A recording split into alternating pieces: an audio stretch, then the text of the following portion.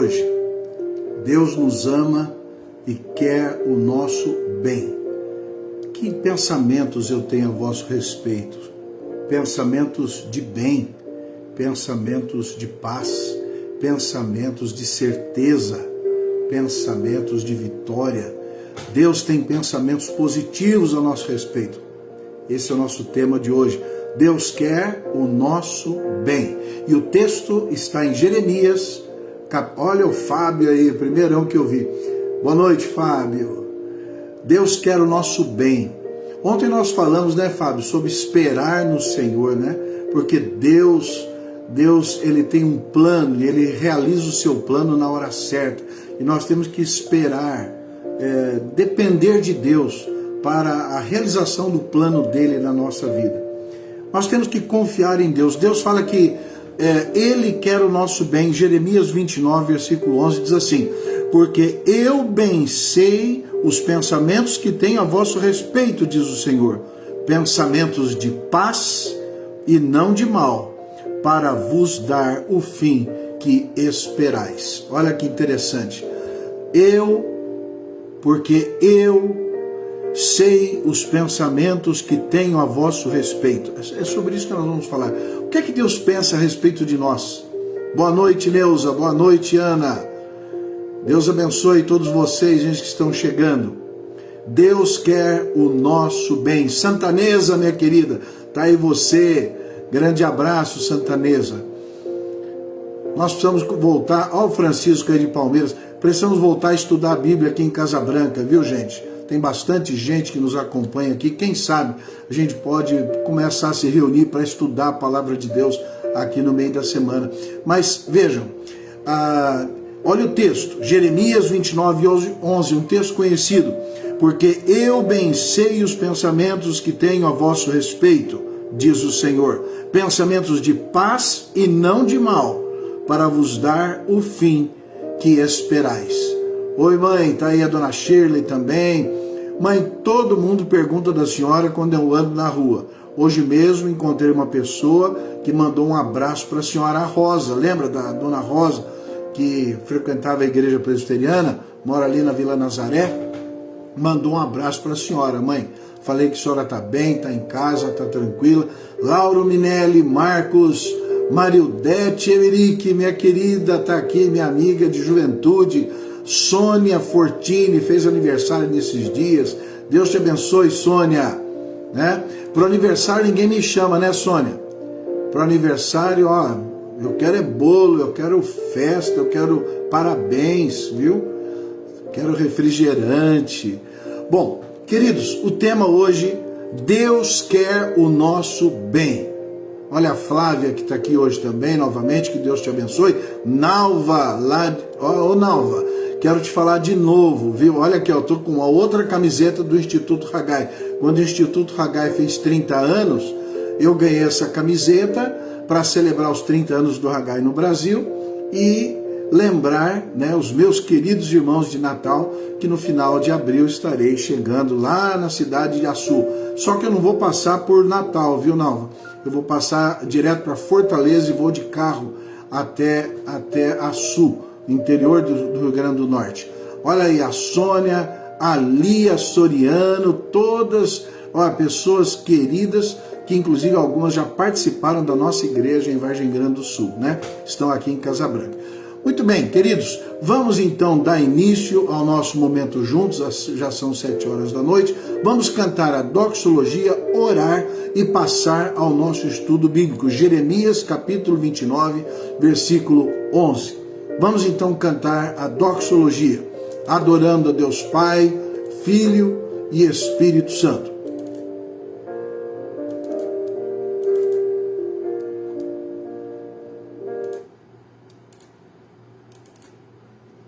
Vamos cantar.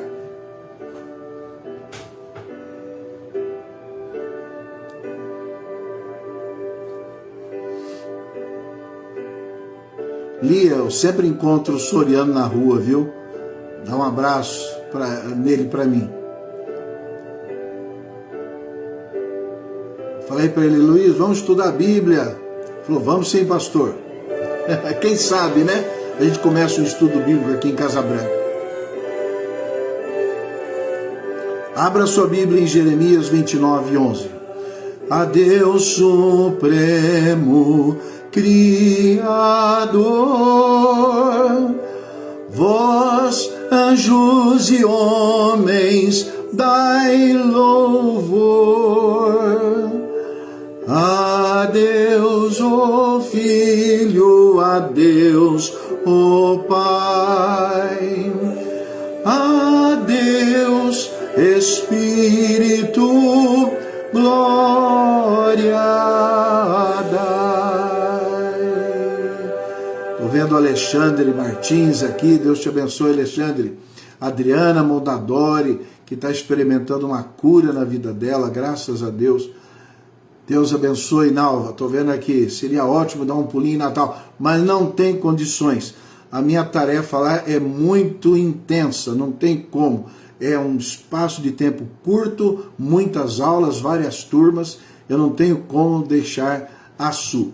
Provavelmente o Zwingli vai bater lá em Açu para a gente se ver, mas Nalva não tem como eu viajar, lá é muita coisa. Vamos orar pedindo a bênção de Deus para o estudo de hoje?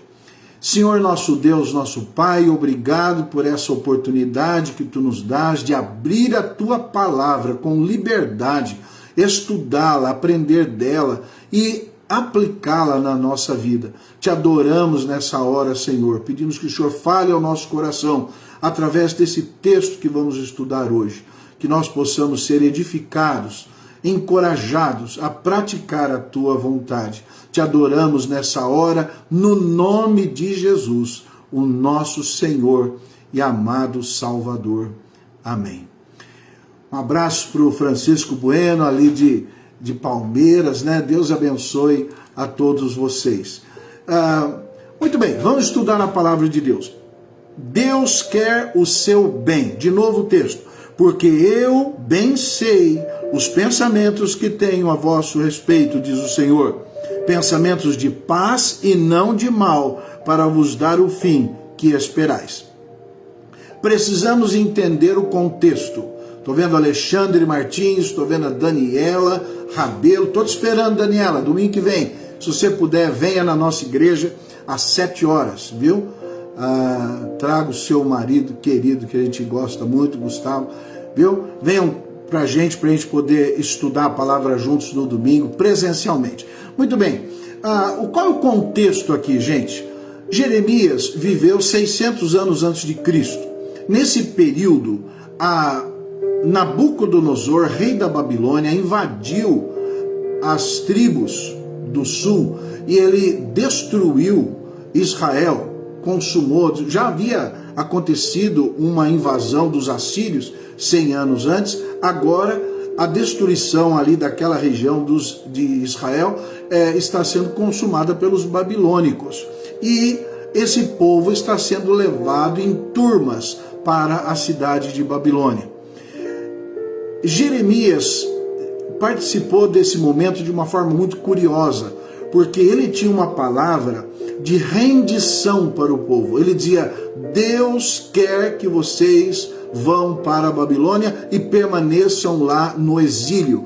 E ele então era confrontado pelos falsos profetas que diziam: não, nós somos o povo de Deus, ninguém vai nos destruir, a Babilônia não vai nos destruir. Esse grupo que era contrário a Jeremias queria fazer uma aliança com o rei do Egito para confrontar Nabucodonosor.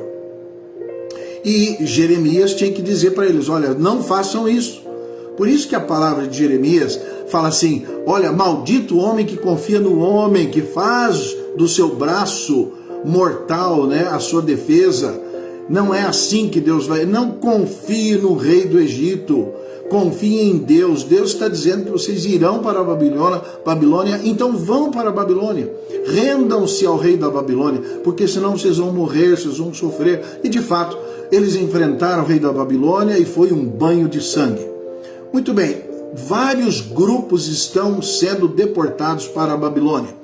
E aqui nesse capítulo 29, Jeremias escreve uma carta para os exilados. Jeremias está em Israel. e ele escreve uma carta. Começa aqui, capítulo 29, é assim logo no início. São estas as palavras da carta que Jeremias, o profeta, enviou de Jerusalém para o resto dos anciãos do cativeiro, que estavam lá no cativeiro da Babilônia. E aí então vai dando uma série de instruções. E ele fala, olha, vocês habitem aí, vocês fiquem aí, criem os seus filhos, se casem, desenvolvam a sua vida, construam as suas casas. E ele fala aqui no versículo 10 que eles estariam lá na Babilônia por 70 anos.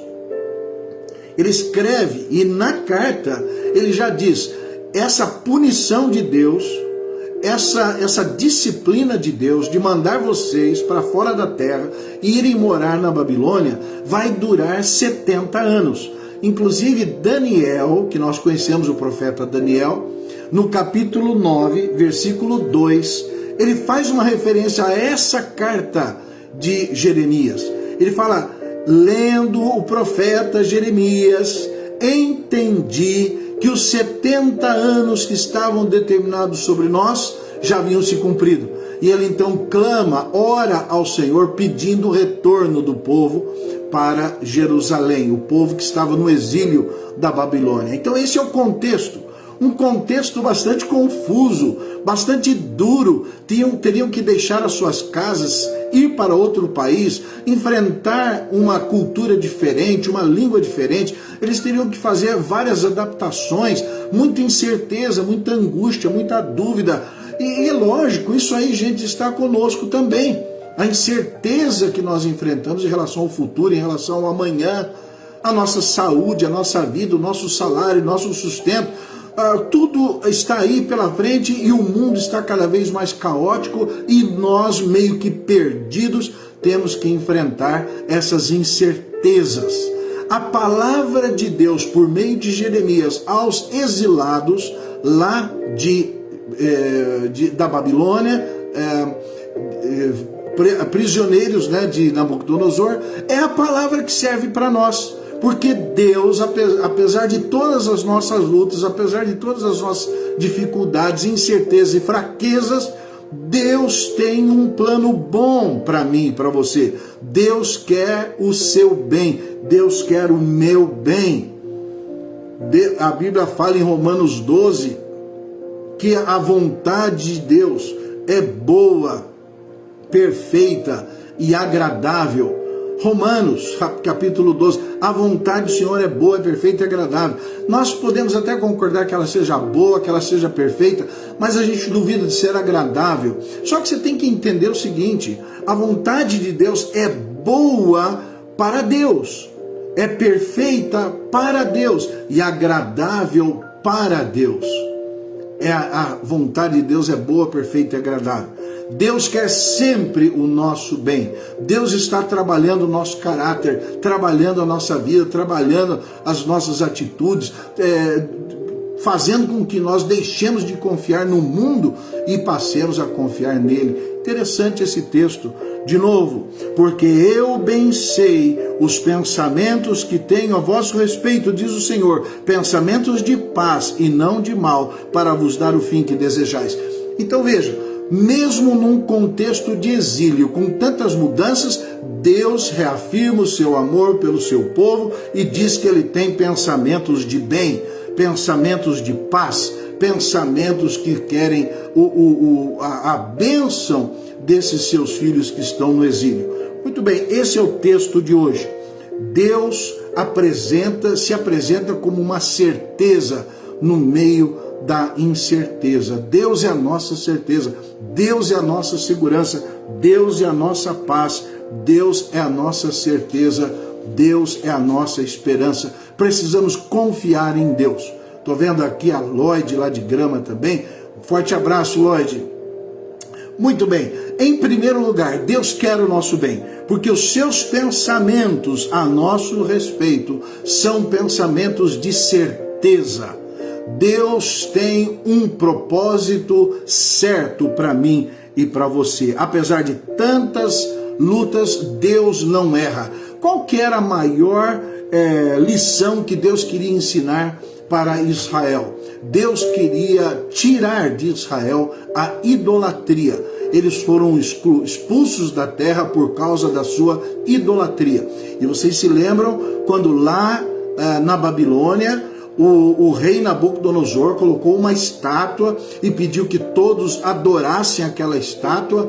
Daniel e seus 3 amigos não adoraram a estátua, não obedeceram ao decreto do rei. E eles foram lançados na fornalha, e lá na fornalha apareceu um 4º homem. Os 3 na fornalha, apareceu um 4º homem, e esse 4º homem era Jesus, dando ali o livramento para os seus servos que não foram idólatras, não se curvaram diante daquela estátua de ouro do rei Nabucodonosor. Então Deus tinha um propósito: extirpar do meio de Israel o apego aos ídolos, e de fato eles voltam para Israel curados da idolatria, porque Deus finalmente cumpriu o seu propósito na vida deles. Esse é o contexto. Deus realiza a sua promessa, dando para eles essa certeza: vocês estão indo porque eu tenho um plano para vocês. Deus, queridos, não erra. Não confundam Deus conosco. Deus é aquele que escreve certo por linhas tortas. É aquele que realiza o seu plano na nossa vida. Vocês se lembram de José? José, aparentemente perseguido, humilhado, jogado no poço, vendido, depois traído, depois foi colocado na cadeia, mas Deus tinha um plano. Quando José encontra seus irmãos, ele fala: Deus, não foram vocês que me traíram, não. Deus tinha um plano através de vocês de me mandar para o Egito para eu receber a minha família, receber o meu pai. E ele de fato leva toda a sua família e socorre a sua família num período de fome. Nós precisamos crer em Deus. Pare de duvidar. Deus tem um plano real, verdadeiro, um plano certo, bom para a sua vida. Pare de duvidar. Confie em Deus.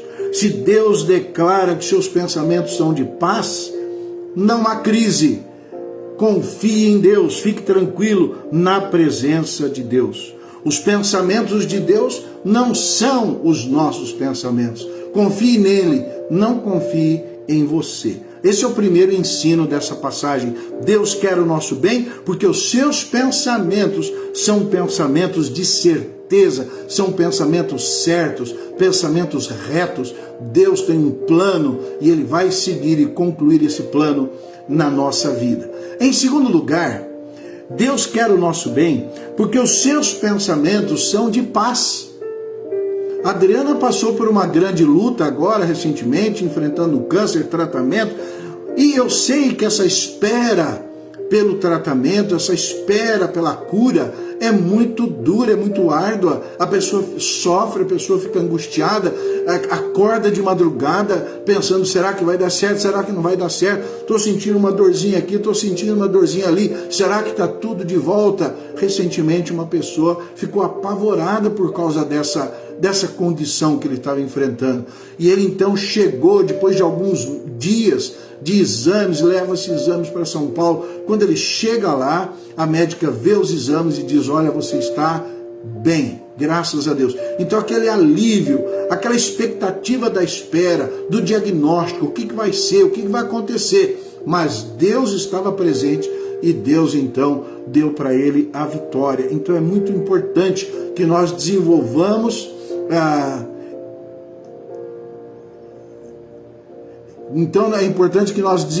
a nossa paz, creiamos em Deus. Olha aí, Adriana, isso mesmo, Adriana, fique em paz, já deu certo, confie na cura, Deus te prometeu. Lá em Jeremias, a Bíblia fala que quando você for para a Babilônia, quando você for para lá, busque a paz da cidade. Essa palavra paz é uma palavra muito, muito ampla, não é só ausência de conflito.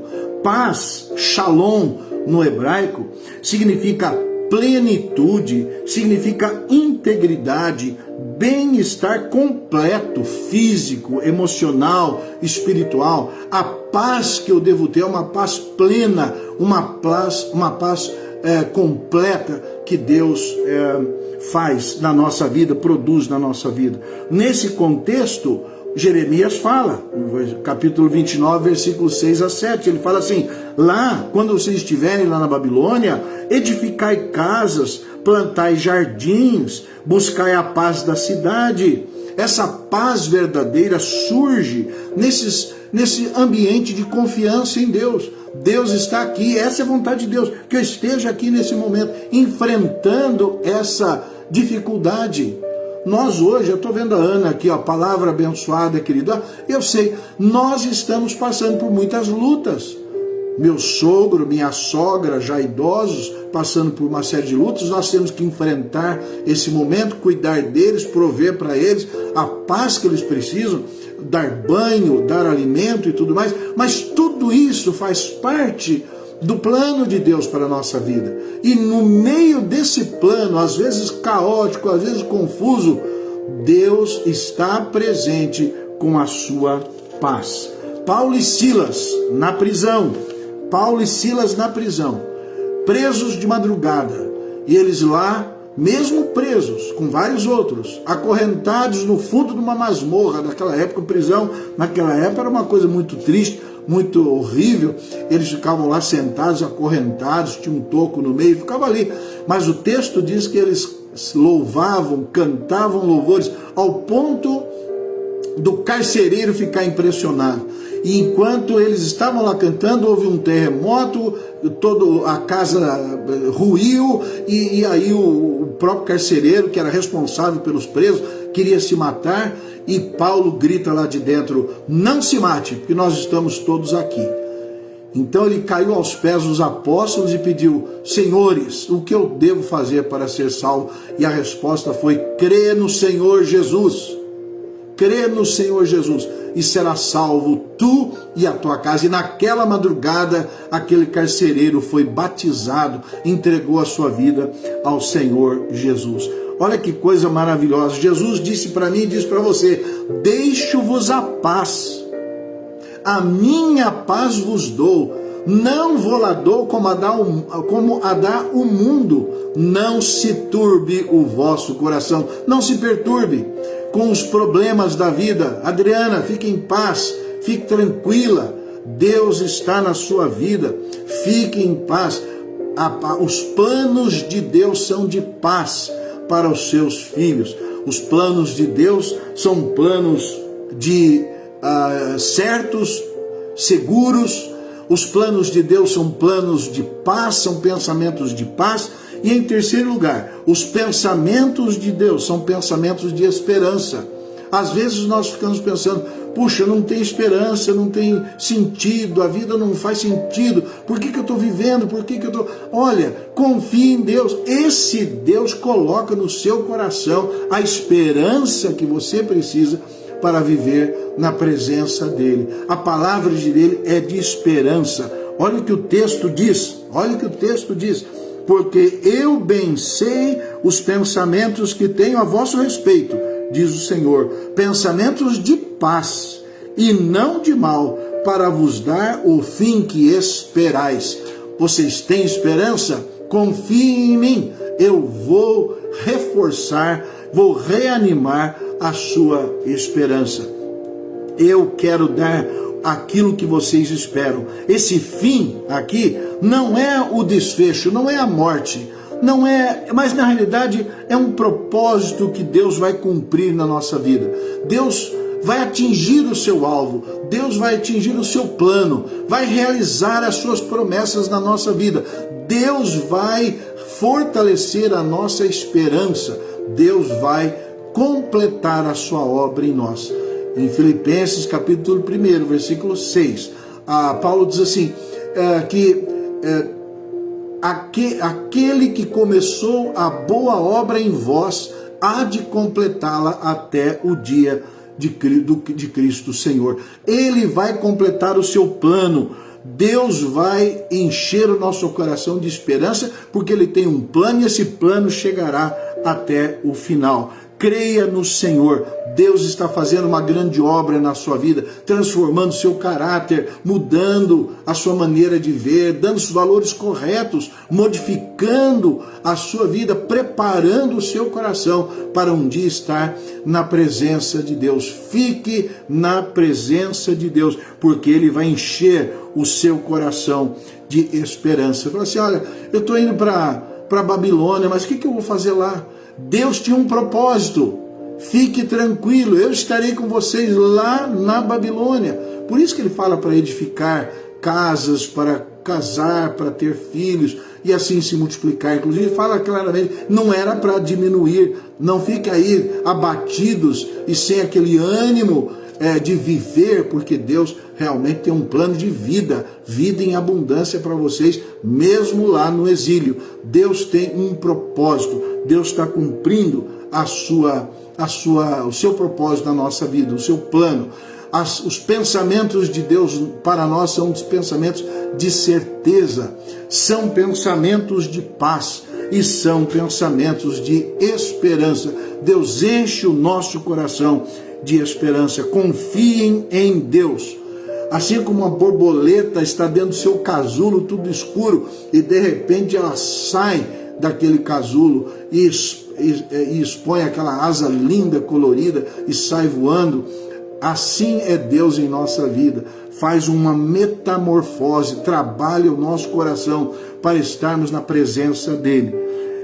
Deus tem um plano para nós. A Bíblia fala em 1 Coríntios 2,9. Olha o que a Bíblia fala por boca de Paulo.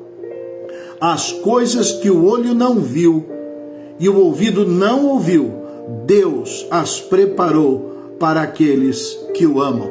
O céu está diante de nós, porque essa é a grande promessa, a grande esperança para mim e para você. Nós não precisamos querer ser famosos, ricos, poderosos aqui no mundo, não. O que nós precisamos garantir é o nosso acesso à vida eterna por meio do Senhor Jesus. Porque um dia todos nós sairemos daqui, mas quando sairmos daqui, estaremos eternamente com o Senhor. Fiquem em paz, fiquem nessa certeza, fiquem também nessa esperança, cultivem essa esperança. Muito bem, para a gente fechar a palavra de hoje, concluindo, quais são as doenças, quais são os inimigos dessa nossa vida, nessa compreensão da obra e dos propósitos de Deus na nossa vida? Em primeiro lugar, a impaciência. Nós queremos tudo agora, queremos para ontem, não esperamos Deus cumprir o seu propósito, queremos para hoje, mas Deus vai fazer tudo no seu tempo. Nós precisamos confiar nele. Então, não se entregue à impaciência. Segundo, não se entregue à desconfiança. É outro problema, é outra doença. Eu não consigo confiar, não consigo crer. Eu de fato não deposito a minha confiança em Deus. Eu fico preocupado, quero fazer as coisas no lugar de Deus. Perco a minha paz, interfiro na obra de Deus, quero apressar os planos de Deus.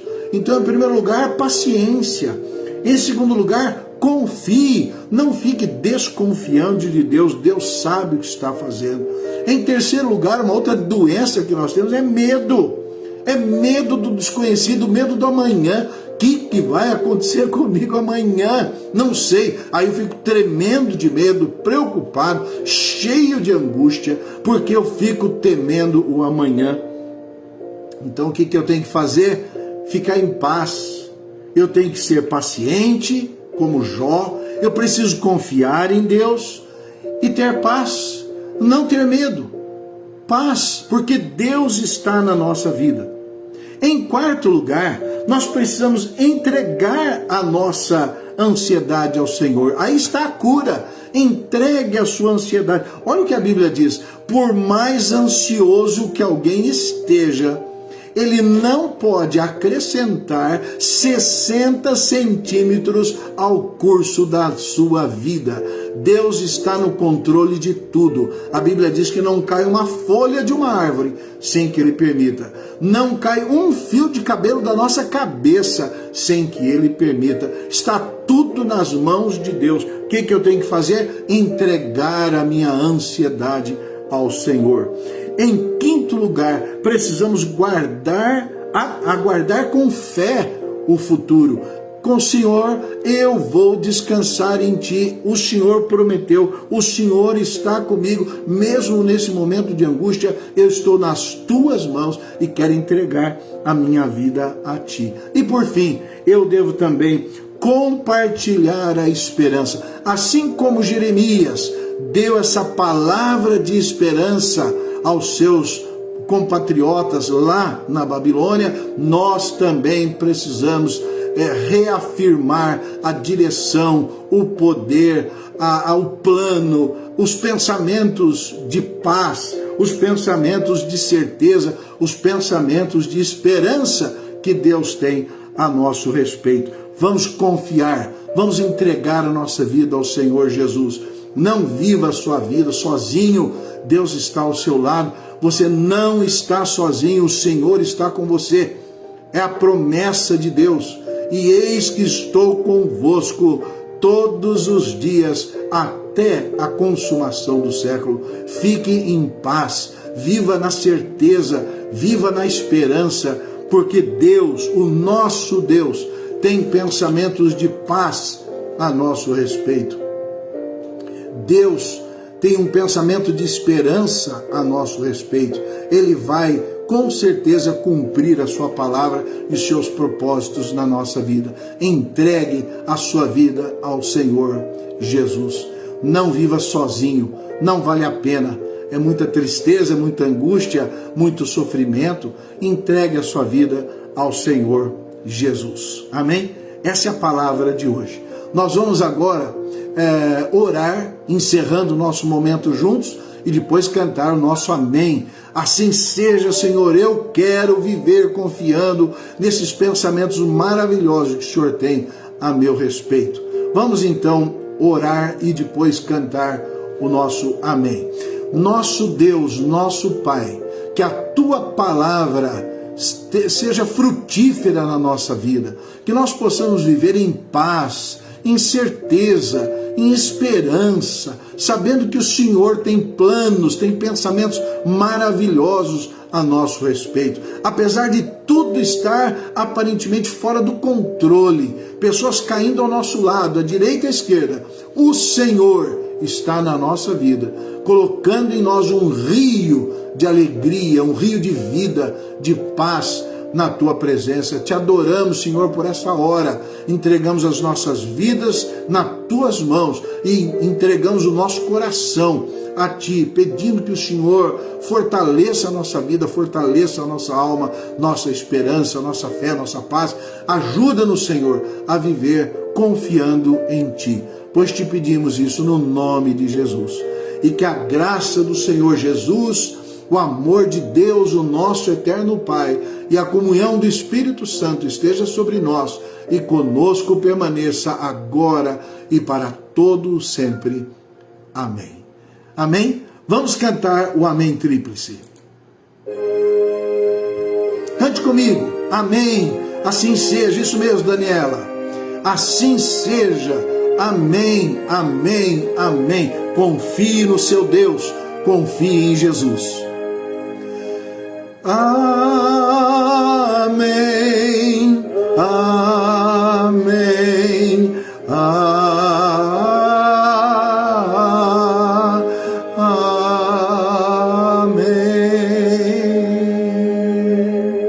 Forte abraço para vocês, Sônia, Neuza, Adriana, Daniela, Ana Cláudia, Alexandre, Marcos, Lauro, olha aí, todos que estão aqui hoje. Por favor, compartilhem essa live no seu Facebook, para que muitas pessoas possam ouvi-la. É impressionante. Aqui, ao terminar Aproximadamente 400 pessoas visualizaram a live. Amanhã já serão 1.200, 1.500, 2.000, 3.000. É maravilhoso ver como Deus usa as redes sociais para espalhar a sua palavra. Que Deus abençoe a todos vocês. Estou vendo aí, ó, Alexandre, estou vendo o Fábio. Abraço na Jéssica, nas crianças. Deus abençoe a todos vocês. Fiquem com Deus. Deus os abençoe. Amém?